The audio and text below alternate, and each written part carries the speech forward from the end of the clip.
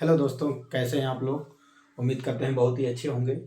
तो आज DElEd BTC 2022-2023 का प्रथम सेमेस्टर का हिंदी जो पेपर है उसके बारे में हम डिस्कस करेंगे, जिसमें कुछ पॉइंट्स लिखे हुए हैं, स्क्रीन पर दिख रहा होगा। तो बिना देरी किए स्टार्ट करते हैं आज का जो पहला पॉइंट है। तो यानी कि हिंदी का जो स्टार्टिंग पोर्शन है उससे शुरू करेंगे कि एक्चुअल में ध्वनि होता क्या है, कहाँ से स्टार्ट होता है, ध्वनि से। तो ध्वनि के द्वारा हम क्या करते हैं कि किसी चीज़ को बोलते हैं, सुनते हैं, कहते हैं, उनको क्या कहा जाता है। तो ध्वनि मुख द्वारा उच्चारित होती है और कान द्वारा सुनी जाती है, यानी मौखिक भाषा की सबसे छोटी इकाई को क्या कहा जाता है, ध्वनि कहा जाता है। ठीक है ना। इसी प्रकार लिखित भाषा की सबसे छोटी इकाई को क्या कहा जाता है, वर्ण कहा जाता है। क्या बोला जाता है इसको, वर्ण कहा जाता है। तो जो वर्ण है उसके बारे में हम डिस्कस करेंगे। तो देखिए यहाँ पर वर्ण है, तो वर्ण उस मूल ध्वनि को कहते हैं जिसके खंड या टुकड़े नहीं किए जा सकते। यानी वर्ड ऐसा प्रोसेस है कि जिनको हम टुकड़े नहीं कर सकते, यानी उनको हम क्या डिवाइड नहीं कर सकते। ठीक है। सरल भाषा में बोलते समय हम जिस ध्वनियों का उच्चारण करते हैं उसे वर्ण कहते हैं। क्या करते हैं, यानी हम कुछ बोल रहे होते हैं, उनमें जो ध्वनियां उत्पन्न होती हैं उन्हें क्या बोला जाता है, वर्ण कहा जाता है। जैसे अ, ई, ख, ग, यानी जो भी कुछ हम बोल रहे होते हैं उन्हें क्या कहते हैं, वर्ण कहते हैं। वर्ण के भेद, यह मुख्यतः दो प्रकार का होता है। कितना होता है, दो प्रकार का होता है। पहला स्वर, दूसरा व्यंजन। यानी कि जो पहला स्वर वॉवेल होता है हिंदी अक्षरों में, उसी तरह दूसरा क्या होता है, जो व्यंजन होता है, व्यंजन वर्ण। तो इसके प्रकार हम पढ़ेंगे कि स्वर वर्ण कितने प्रकार का होता है। तो यह मुख्यतः तीन प्रकार का होता है। पहले इसकी परिभाषा जान लेते हैं कि जिस वर्ण के उच्चारण में किसी अन्य वर्ण का प्रयोग न हो। यानी इसके कहने का अर्थ यह है कि हम स्वर का प्रयोग कर रहे हैं तो सिर्फ स्वर ही होगा, उसमें व्यंजन का कोई भी प्रयोग नहीं होगा। जिस वर्ण के उच्चारण में किसी अन्य वर्ण का उपयोग न करना पड़े उसे स्वर वर्ण कहते हैं। जैसे अ, आ, ई, बड़ी, छोटा ऊ, बड़ा ऊ, ऋषि, ऐनक, ओखल, औरत, ऐसे करके जो भी है दिया हुआ उसे क्या कहते हैं, हम स्वर कहते हैं। स्वर वर्ण के भेद, यानी कि कितने प्रकार के स्वर वर्ण होते हैं उसको हम यहाँ पर डिस्कस करेंगे। तो स्वर वर्ण के भेद, तो यह तीन प्रकार का होता है। यह कितने प्रकार का होता है, तीन प्रकार का। पहला ह्रस्व स्वर, दूसरा दीर्घ स्वर, तीसरा प्लुत स्वर। ठीक है। तो हम आइए इसके बारे में जानते हैं एक एक पॉइंट करके।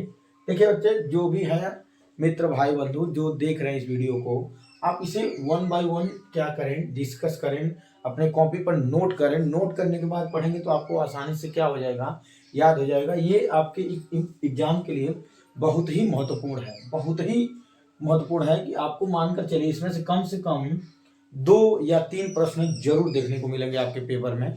ठीक है। जो बेसिक है, तो ह्रस्व स्वर के बारे में हम पढ़ते हैं कि जिन स्वरों के उच्चारण में कम समय लगता है, क्या होता है कि जिन का स्वर में क्या होता है, कम समय लगता है, उसे क्या कहते हैं, ह्रस्व स्वर कहते हैं। जैसे अ, ई, उ, री, मतलब बहुत कम ही समय में हम क्या करते हैं, इसको बोल पाते हैं, उसे क्या कहते हैं, ह्रस्व स्वर। दूसरा क्या होता है, दीर्घ। दीर्घ स्वर क्या होता है, दीर्घ का अर्थ ही होता है क्या, बड़ा। दीर्घ का अर्थ क्या होता है, बड़ा। यानी कि जिन स्वरों के उच्चारण में ह्रस्व स्वर से अधिक समय लगता है, यानी कि इस स्वर से क्या होता है, हमें क्या ज्यादा समय लगता है, उसे क्या बोलते हैं, दीर्घ स्वर बोलते हैं। जैसे आ, यहाँ पर आपने देखा क्या, और इसको शॉर्ट टर्म में हमने बोल रखा है, लेकिन यहाँ पर क्या आ थोड़ा सा क्या हो रहा है, इससे समय हमें ज्यादा देना पड़ रहा है। ई, उ, ए, ओ, औ, ऐसे करके मतलब क्या, इस पहले वाले से यानी ह्रस्व स्वर से इसको क्या करना पड़ रहा है, थोड़ा ना थोड़ा क्या हमें समय ज्यादा देना पड़ रहा है, इसलिए इसको क्या बोला जाता है, दीर्घ स्वर बोला जाता है। आते अगले स्वर पे, प्लुत स्वर। प्लुत स्वर क्या होता है कि जिन स्वरों के उच्चारण में ह्रस्व स्वर से 3 गुना अधिक समय लगता है, यानी कि जो पहला है ह्रस्व स्वर उससे कम 3 गुना ज्यादा समय लगता है बोलने में, उसे क्या कहते हैं, हम प्लुत स्वर कहते हैं। जैसे ओम, रोम इत्यादि, ऐसे करके बोलेंगे तो जो लंबा समय खींच कर जाता है उसको क्या कहते हैं, हम प्लुत स्वर कहते हैं। इसी प्रकार यह तो स्वर वर्ण के भेद हो गए, आपने 3 पढ़ा, ह्रस्व स्वर, दीर्घ स्वर, प्लुत स्वर।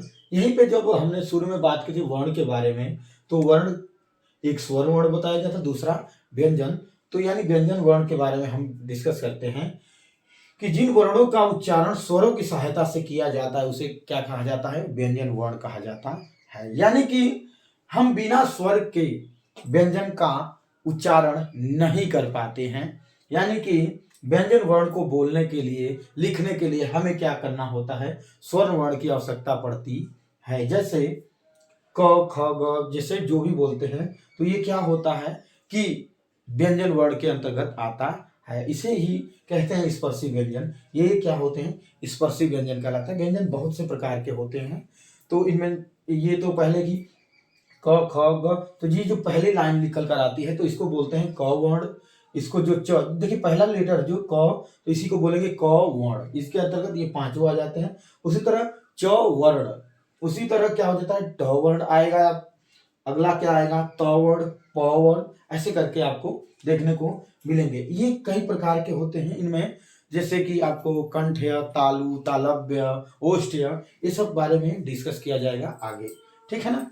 यहाँ तक कि आशा करते हैं आपको समझ में आया होगा। कुछ इसमें पॉइंट्स दिए गए थे, उनको हम एक बार और देखते हैं। क्या देखेंगे कि जैसे भाषा किसे कहते हैं। जैसे ध्वनि से हमने क्या स्टार्टिंग में बताया था आपको कि ध्वनि मुख द्वारा उच्चारित होती है। यानी क्या करते हैं, हम मुख से कुछ बोलते हैं तो सामने वाले को कुछ न कुछ सुनाई देता है, या वह कुछ बोलता है और हमें कुछ न कुछ सुनाई पड़ता है। उसे क्या कहते हैं, ध्वनि कहते हैं। यानी मौखिक भाषा, हम क्या बोलचाल की भाषा कहते हैं, ठीक है।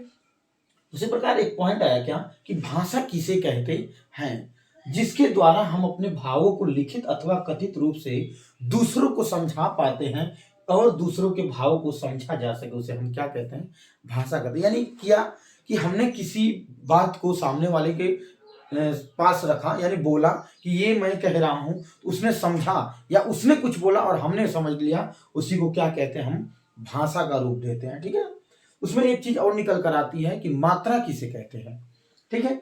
तो मात्रा किसे कहते हैं, किसी वर्ण के उच्चारण में जो समय लगता है, किसी वर्ण के उच्चारण में जो समय लगता है उसे हम क्या कहते हैं, मात्रा कहते हैं। देखिए इसका एक और परिभाषा निकल कर आती है। क्या है वह, कि जब स्वर व्यंजन से मिलते हैं, जब स्वर क्या होता है, व्यंजन से मिलते हैं, तो उनका रूप क्या हो जाता है, ऑटोमेटिक बदल जाता है। क्या होता है, उसका रूप ऑटोमेटिक बदल जाता है। इस बदले हुए स्वरूप को क्या कहते हैं, हम मात्रा कहते हैं। इस बदले हुए स्वरूप को क्या बोलते हैं, मात्रा बोलते हैं। मात्रा क्या होता है कि एक स्वर का रूप होता है। क्या होता है, इसका एक पार्ट होता है, किसका, स्वर का। मात्रा स्वर का ही एक रूप होता है। जैसे में देख सकते हैं आप, क प्लस आ की मात्रा जब लगाते हैं तो ये क्या निकल कर आता है, का बन जाता है, ठीक है ना। तो ऐसे हमने यहाँ पर डिस्कस किया कि वर्ण क्या होता है, वर्ण के प्रकार, और व्यंजन होता है, स्वर होता है। उसके बाद हमने भाषा के बारे में डिस्कस किया, मात्रा के बारे में, और यहाँ पे ध्वनि। तो आई होप कि आप लोगों को बहुत ही अच्छा लगा होगा, समझ में आया होगा। देखिए आप ध्यान देने वाली बात है कि इस जो भी इस क्लास में पढ़ाएगा, इसमें कम से कम आपको 2 से 3 प्रश्न देखने को मिलेंगे आपके एग्जाम में। तो बाकी जो इनसे रिलेटेड है, व्यंजन के प्रकार हैं और जो चीजें हैं जैसे तालव्य, ओष्ठ्य, दंत्य, इनको क्या करेंगे हम अगले क्लास में डिस्कस करेंगे। तब तक के लिए जय हिंद बच्चों।